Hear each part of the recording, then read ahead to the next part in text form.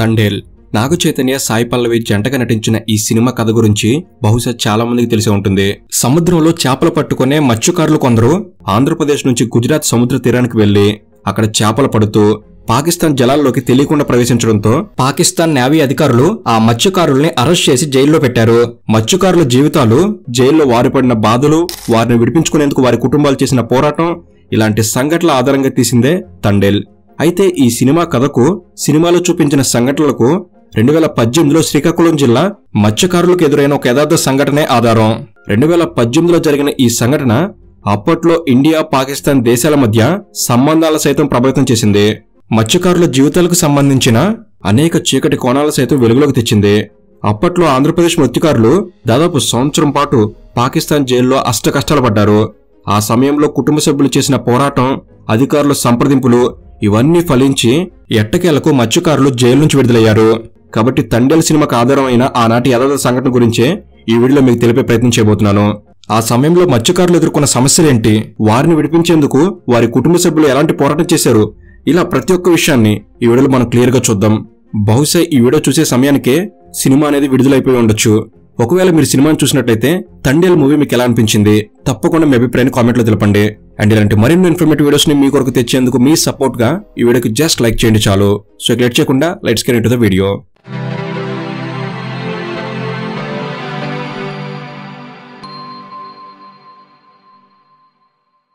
తండేల్ ఈ సినిమాకి title announce చేసినప్పుడు మాత్రమే మనం తండేల్ అనే మాటను మొదటిసారిగా విన్నాం. కానీ మత్స్యకారులకు మాత్రం తండేల్ అనే మాట చాలా సుపరిచితం. తండేల్ అంటే నాయకుడు అని అర్థం. మత్స్యకారులు చేపలు పట్టేందుకు ఫిషింగ్ బోట్లలో ఒక పెద్ద బృందంగా సముద్రం మీదకు వెళ్తారు. ఈ మొత్తం బృందాన్ని నడిపించే వ్యక్తిని తండేల్ అని అంటారు. సింపుల్ గా చెప్పాలి అంటే తండేల్ అంటే ఫిషింగ్ బోట్ల లీడర్ అని అర్థం. ఈ సినిమాలో నాగ చైతన్య నటించిన పాత్ర పేరు తండేల్ రాజు. 2023 ఆగస్టు నెలలోనే నాగ చైతన్య, డైరెక్టర్ చందు మొండేటి వీరంతా స్వయంగా శ్రీకాకుళం జిల్లా కె మచిలేశం గ్రామానికి వెళ్లి అక్కడి మత్స్యకారులను కలిసి వారి అనుభవాలను తెలుసుకున్నారు. అయితే కె మచిలేశం గ్రామంలో తన తదుపరి సినిమాకు అవసరమైన సమాచారం కోసమే మూవీ టీం మచిలేశం గ్రామంలో పర్యటించింది అని సినిమా యూనిట్ నుంచి ప్రకటన కూడా వచ్చింది. అయితే మచిలేశం గ్రామానికి చెందిన కొందరు మత్స్యకారులకు సంబంధించిన ఒక విషాద సంఘటన గురించి 2018-19లో చాలా పెద్ద చర్చ జరిగింది. దాంతో ఆ విషాద సంఘటన ఆధారంగా సినిమా రాబోతున్నట్లు వార్తలు కూడా వచ్చాయి. అందరూ ఊహించినట్టే తండేల్ సినిమా 2018 నాటి యథార్థ సంఘటన ఆధారంగా తెరకెక్కింది. ఈ సినిమాలో నాగ చైతన్య చేసిన తండేల్ రాజు క్యారెక్టర్ శ్రీకాకుళం జిల్లా మచిలేశం గ్రామానికి చెందిన రామారావు అనే మత్స్యకారుని జీవితం నుంచి ఇన్స్పైర్ అయి తెరకెక్కిన పాత్ర. అయితే తండేల్ సినిమా కథకు ప్రేరణగా నిలిచిన సంఘటన గురించిన వివరాల్లోకి వెళ్తే చాలా ఆసక్తికరమైన విషయాలు బయటకొస్తాయి. ముందుగా మత్స్యకారుల జీవన విధానం, వారు వేటాడే పద్ధతి గురించి కొంచెం మాట్లాడుకోవాలి. ఫిషింగ్ బోట్ల ద్వారా దాదాపు 20 నుంచి 30 మంది మృత్తికారులు ఒక టీమ్ గా ఏర్పడి దాదాపు 4 రోజుల పాటు సముద్రంలోనే ఉంటూ చేపలను వేటాడతారు. ఈ 4 రోజులుగా కావలసిన ఆహారం, వండుకునేందుకు అవసరమైన సరుకులు, మంచినీరు, బోట్లు నడపడానికి కావలసిన డీజిల్, పట్టిన చేపలు నిల్వ చేసేందుకు సరిపడా ఐస్, ఇలా అన్ని ఏర్పాట్లు చేసుకుని వారాలు, నెలల తరబడి మత్స్యకారులు సముద్రంలోనే గడుపుతారు. అయితే సముద్రంలో కొన్ని కిలోమీటర్ల దూరంలో మాత్రమే వేటాడితే ఒకే బోట్లో వెళ్తారు. కానీ సుదీర్ఘ దూరాలకు ప్రయాణించాల్సిన సమయాల్లో, రాష్ట్రాలు దాటి ప్రయాణించాల్సి వచ్చినప్పుడు 1 కన్నా ఎక్కువ బోట్లలో 20 నుంచి 30 మంది వేటకు వెళ్తారు. 2 లేదా 3 లేదా 4 ఇలా ఎన్ని బోట్లైనా ఉండొచ్చు. వీరంతా కలిసి ఒకరు మరొకరిని అనుసరిస్తూ సముద్రంలో వేటకు వెళ్తారు. ఎన్ని బోట్లు ఉన్నా వీరంతా కలిసి వేటాడతారు, కలిసే తిరిగి వస్తారు. అయితే సముద్రంలో కొన్ని ప్రత్యేక రోజుల్లో వేటాడడం నిషేధం. ముఖ్యంగా చేపలు గర్భం దాల్చి పిల్లలను చేసే సమయంలో దాదాపు 2 నెలల పాటు సముద్రంలో వేటను నిషేధిస్తారు. ముఖ్యంగా ఏప్రిల్ నుంచి జూన్ వరకు ఈ 3 నెలల్లో కనీసంగా 60 రోజుల పాటు చేపల వేట నిషేధిస్తారు. ఆ సమయంలో మత్స్యకారులు తమ బోట్లను సరిచేసుకోవడం, వేటకు కావలసిన పరికరాలను బాగు చేసుకోవడం వంటివి చేస్తారు. కానీ ఇదే సమయంలో వేట లేకపోవడం వల్ల చేపలకు విపరీతమైన డిమాండ్ ఉంటుంది. ఈ డిమాండ్ను అర్థం చేసుకున్న మత్స్యకారులు కొందరు ఆంధ్రప్రదేశ్ తీరం వెంబడి కాకుండా ఇతర రాష్ట్రాలకు వెళ్లి చేపలు పట్టడం మొదలుపెట్టారు. సహజంగా వేట నిషేధం కావడంతో వీరంతా మహారాష్ట్ర, గుజరాత్ వంటి రాష్ట్రాల వరకు వెళ్లి చేపలు పట్టడం అలవాటు చేసుకున్నారు. అసలే వేట నిషేధం, చేపలకు డిమాండ్ ఎక్కువ, దాంతో ధర కూడా ఎక్కువగానే ఉంటుంది. అందుకని సుదీర్ఘ దూరం ప్రయాణించి చేపలు పట్టడం వల్ల మత్స్యకారులకు లాభాలు కూడా బాగానే వచ్చేవి. ఇలా ఇతర రాష్ట్రాల తీరం వెంబడి ప్రయాణించడం చాలా మంది మత్స్యకారులకు అలవాటుగా మారింది. అయితే సముద్రం ఒకటే అయి ఉండొచ్చు, కానీ ఆ సముద్రం మీద టెరిటోరియల్ వాటర్స్, కాంటిజియస్ జోన్ అని 2 రకాల సరిహద్దులుంటాయి. ఏదైనా దేశం ఆ దేశ తీర ప్రాంతం నుంచి సముద్రం లోపలికి 12 నాటికల్ మైళ్ళ దూరం వరకు ఉండే సముద్ర ప్రాంతాన్ని టెరిటోరియల్ వాటర్స్ అంటారు. ఉదాహరణకి ఇండియన్ కోస్టల్ లైన్ నుంచి 12 నాటికల్ మైళ్ళ దూరంలో ఉండే ప్రాంతాన్ని ఇండియన్ టెరిటోరియల్ వాటర్స్ అంటారు. ఈ టెరిటోరియల్ వాటర్లో ఆయా దేశాలకు పూర్తి హక్కులుంటాయి. ఆయా దేశాల నేవీ ఈ టెరిటోరియల్ వాటర్లో కాపలాకొస్తుంది. ఇండియన్ టెరిటోరియల్ వాటర్లోకి ఇండియన్స్ కాకుండా వేరే దేశం వారు ప్రవేశిస్తే వారిని అరెస్ట్ చేసే అధికారం కూడా ఉంటుంది. కోస్టల్ ఏరియా ఉన్న ప్రతి దేశానికి ఇదే విధమైన రూల్స్ వర్తిస్తాయి. ఆ తర్వాత నుంచి మొదలయ్యే సముద్ర ప్రాంతాన్ని కాంటిజియస్ జోన్ అంటారు. ఇక దేశ తీర ప్రాంత సరిహద్దు నుంచి 24 నాటికల్ మైళ్ళ దూరంలో ఉండే ప్రాంతాన్ని కాంటిజియస్ జోన్ అంటారు. ఈ ప్రాంతంలోనికి ఎవరైనా ప్రవేశించవచ్చు, కానీ స్మగ్లింగ్, రాబరీ లాంటి చట్ట వ్యతిరేక కార్యకలాపాలు చేస్తే మాత్రం అరెస్ట్ చేసే అధికారం ఉంటుంది. ఈ 24 నాటికల్ మైళ్ళ తర్వాత ఎక్స్క్లూజివ్ ఎకనామిక్ జోన్ ప్రారంభమవుతుంది. దీని మీద అన్ని దేశాలకు సమాన హక్కులుంటాయి. అయితే మత్స్యకారులు సముద్రంలో చేపలు పట్టేందుకు వెళ్లిన సమయంలో సరిహద్దులను గుర్తించడం చాలా కష్టం. జీపీఎస్ వంటి కొత్త తరహా టెక్నాలజీ అందుబాటులోకి వచ్చిన తర్వాత ఈ మధ్యకాలంలో వారు సరిహద్దు నుంచి ఎంత దూరం ఉన్నారో తెలుసుకోగలుగుతున్నారు. కానీ గతంలో మత్స్యకారులకు సముద్ర సరిహద్దు మీద సరైన అవగాహన ఉండేది కాదు. దాంతో అనుకోకుండా బంగ్లాదేశ్, పాకిస్తాన్, శ్రీలంక లాంటి దేశాల టెరిటోరియల్ బౌండరీలోకి ప్రవేశించి ఆయా దేశాల నేవీ అధికారులకు దొరికిన సందర్భాలు చాలానున్నాయి. అయితే సరిగ్గా ఇదే తరహా అనుభవం ఆంధ్రప్రదేశ్ శ్రీకాకుళం, విజయనగరం జిల్లాల మత్స్యకారులకు ఎదురైంది. 2018 అక్టోబర్లో ఆంధ్రప్రదేశ్ నుంచి మొత్తం 3 బోట్లలో 22 మంది మత్స్యకారులు చేపల వేట కోసం గుజరాత్ సముద్ర తీరానికి వెళ్లారు. ఆంధ్రప్రదేశ్ శ్రీకాకుళం జిల్లా నుంచి సముద్ర తీరం వెంబడి ప్రయాణిస్తూ వీరంతా గుజరాత్ సముద్ర తీరానికి వెళ్లారు. ఆంధ్రప్రదేశ్ భారతదేశానికి తూర్పు తీరంలో ఉంటే గుజరాత్ దేశానికి పశ్చిమ తీరంలో ఉంటుంది. ఆంధ్రప్రదేశ్ ను ఆనుకుని బంగాళాఖాతం ఉంటే గుజరాత్ ని ఆనుకుని అరేబియా మహాసముద్రం ఉంటుంది. ఆంధ్రప్రదేశ్ నుంచి గుజరాత్ వరకు వెళ్లాలి అంటే దాదాపు 3700 కిలోమీటర్ల దూరం సముద్ర ప్రయాణం చేయాల్సి ఉంటుంది. కాబట్టి ఆంధ్రప్రదేశ్ మత్స్యకారులు చేపల వేట కోసం ఎంత దూరం ప్రయాణించారో అర్థం చేసుకోవచ్చు.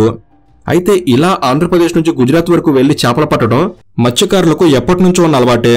ఇలా 2018 అక్టోబర్లో వెళ్లిన వారు దాదాపు 1 నెల రోజుల పాటు వేటాడి 2018 నవంబర్లో తిరిగి రావాల్సి ఉంది. అయితే గుజరాత్ సముద్ర తీరంలో చేపల వేట సాగిస్తున్న ఈ 3 పడవలు వారికి తెలియకుండానే పాకిస్తాన్ టెరిటోరియల్ వాటర్లోకి ప్రవేశించారు.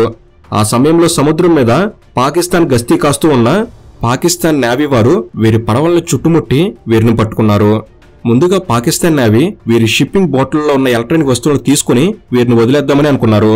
కానీ వారి పై అధికారులతో కమ్యూనికేట్ చేసి అడగగా పైనుంచి ఈ మృత్యుకారులు అరెస్ట్ చేయాలని ఆదేశాలు అందాయి. దాంతో ఫిషింగ్ బోట్లో ఉన్న వస్తువులు తీసుకోవడమే కాకుండా బోట్లను సీజ్ చేసి ఈ మత్స్యకారుల్ని అరెస్ట్ చేయాలని ఆదేశాలు అందాయి. పాకిస్తాన్ నేవీ అరెస్ట్ చేసింది. అక్రమంగా పాకిస్తాన్ టెరిటరీలోకి ప్రవేశించారన్న అభియోగంతో పాకిస్తాన్ నేవీ బోట్లతో సహా 22 మంది మత్స్యకారుల్ని అరెస్ట్ చేసి వీరందరినీ కరాచీ జైల్లో ఉంచారు. వీరు అరెస్ట్ అయిన విషయం కూడా చాలా రోజుల పాటు ఎవరికీ తెలియదు. వారి కుటుంబాలతో కమ్యూనికేట్ చేసుకునేందుకు ఫోన్ సౌకర్యం కూడా లేదు. కానీ ఉత్తరాలు రాసుకునే వీలు మాత్రమే ఉంది. దాంతో వారు అరెస్ట్ అయిన విషయాన్ని వారి కుటుంబ సభ్యులకు చెప్పుకునేందుకు ఉత్తరాలు మాత్రమే దిక్కు. అలా ఆ మృత్యుకారులు ఉత్తరాల ద్వారా కుటుంబానికి అసలు విషయం తెలియజేశారు.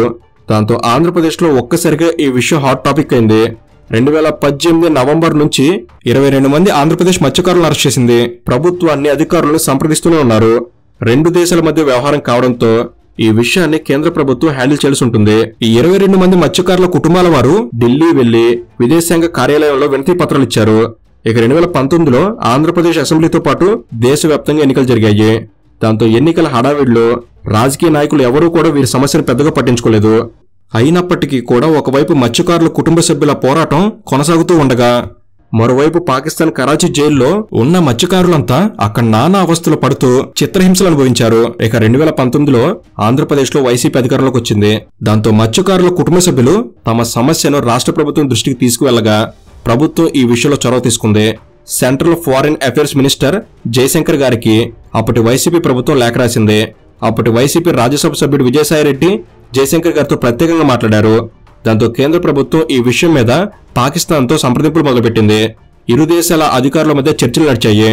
దాంతో 2019 డిసెంబర్లో ఈ మత్స్యకారుల విడుదలకు సంబంధించిన ప్రకటన వచ్చింది. ఈ మొత్తం వ్యవహారంలో అప్పటి వైసీపీ రాష్ట్ర ప్రభుత్వం ప్రత్యేక శ్రద్ధ తీసుకుంది. ఇలా వైసీపీ రాష్ట్ర ప్రభుత్వ ఒత్తిడి మేరకు కేంద్ర విదేశాంగ శాఖ మంత్రి జయశంకర్ గారి చొరవతో 2020 జనవరి 6న మత్స్యకారులు పాకిస్తాన్ జైలు నుంచి విడుదలయ్యారు. 2020 జనవరి 6న ఇండియన్ పాకిస్తాన్ సరిహద్దు అయిన వాగా బోర్డర్లో 2 దేశాల అధికారుల సమక్షంలో మత్స్యకారులు ఇండియాలోకి వచ్చారు. వీరికి స్వాగతం పలికేందుకు రాష్ట్ర ప్రభుత్వం తరపున అప్పటి మంత్రి మోపిదేవి వెంకటరమణ గారు కూడా ఢిల్లీ వెళ్లారు. 14 నెలల పాటు జైల్లో ఉన్న వీరిని రాష్ట్రానికి తీసుకురావడానికి ప్రత్యేక విమానాన్ని ఏర్పాటు చేశారు. పాకిస్తాన్ జైల్లో వారి అనుభవాలని కొందరు మత్స్యకారులు మీడియాతో పంచుకున్నారు. ఇండియన్స్ అన్న విషయం తెలిసిన తర్వాత జైలు అధికారులు వీరి పట్ల మరింత దురుసుగా ప్రవర్తించేవారు. జైల్లో సాధారణ ఖైదీల కన్నా ఎక్కువ పని వీరితో చేపించారు. పాకిస్తాన్ ఖైదీల నుంచి కూడా వీరికి అవమానాలు ఎదురయ్యాయి. సరైన ఆహారం, నీరు లేక అనేక ఇబ్బందులు పడ్డారు. ఈ మత్స్యకారుల్లో శ్రీకాకుళం జిల్లా ఎచ్చర్ల మండలానికి చెందిన 18 ఏళ్ల సురద కిషోర్ అనే యువకుడు కూడా ఉన్నాడు. అయితే రాష్ట్రానికి వచ్చిన మత్స్యకారులు ప్రత్యేకంగా అప్పటి ముఖ్యమంత్రి జగన్మోహన్ రెడ్డి గారిని కలిశారు. వారి అనుభవాలని ముఖ్యమంత్రితో చెప్పుకున్నారు. వీరు చెప్పిన విషయాలు విన్న తర్వాత ప్రభుత్వం ఒక్కో మృతికారుడికి 5 లక్షల రూపాయల ఆర్థిక సహాయం అందించింది. దాంతోపాటు శ్రీకాకుళం జిల్లాలో మత్స్యకారుల కోసం జట్టీలు ఏర్పాటు చేయబోతున్నట్టు ప్రకటించారు. అయితే ఈ 22 మంది మత్స్యకారుల బృందానికి నాయకుడు మచిలేశ్వరం గ్రామానికి చెందిన రామారావు. ఈ తండేల్ రామారావు 2018 అక్టోబర్లో వేటకు వెళ్లే సమయానికి ఆయన భార్య గర్భవతి. డెలివరీకెల్లా తిరిగి వస్తానని చెప్పి వేటకు వెళ్లిన రామారావు పాకిస్తాన్ జైల్లో గడిపి దాదాపు 14 నెలల తర్వాత కానీ తనకు పుట్టిన కూతురు చూసుకోలేకపోయాడు. ఇలా మత్స్యకారుల జీవితానికి సంబంధించిన విషాద కథ ఆధారంగా వారి అనుభవాలని జైల్లో ఉన్న సమయంలో వారి కుటుంబ సభ్యులు చేసిన పోరాటాన్ని బేస్ చేసుకుని తీసిందే తండేల్. అయితే ఈ మొత్తం వ్యవహారంలో అనేక ప్రశ్నలు వినిపిస్తుంటాయి.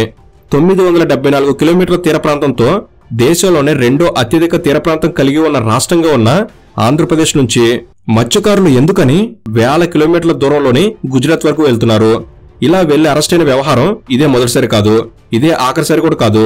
ఇలా చేపల వేటకు బంగ్లాదేశ్, శ్రీలంక, పాకిస్తాన్ లాంటి పొరుగు దేశాల అధికారులకు దొరికి ఇప్పటికే ఆయా దేశాల జైలులో మగ్గుతున్న వారు 100 మంది ఉన్నారు. ప్రభుత్వాలు సరైన సదుపాయాలు కల్పించలేకపోవడం వల్ల అంతర్జాతీయంగా దేశాల మధ్య నడిచే ఉద్రిక్తతలకు బతుకు తెరువు కోసం సముద్రాన్ని నమ్ముకున్న అమాయక మత్స్యకారులు బలవుతున్నారు. కాబట్టి ఇప్పటికైనా సముద్రంలోకి వేటకు వెళ్తున్న మత్స్యకారులకు సరిహద్దుల మీద అవగాహన, స్వరాష్ట్రంలోనే సరైన సదుపాయాలు కల్పించాల్సిన అవసరం చాలా ఉంది. సో ఇది ఫ్రెండ్స్, ఈ వీడియో అనేది మీరు కొన్ని కొత్త విషయాలు తెలుసుకోవడంలో ఎంతో కొంత ఉపయోగపడిందని నేను భావిస్తున్నాను.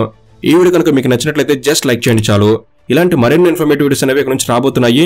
అవన్నీ మీ వరకు చేరేందుకు తప్పకుండా మన తెలుగు నాలని సబ్స్క్రైబ్ చేసుకుని బెల్ ని ఆల్లో పెట్టుకోగలరు. Thank you for watching. Have a good day.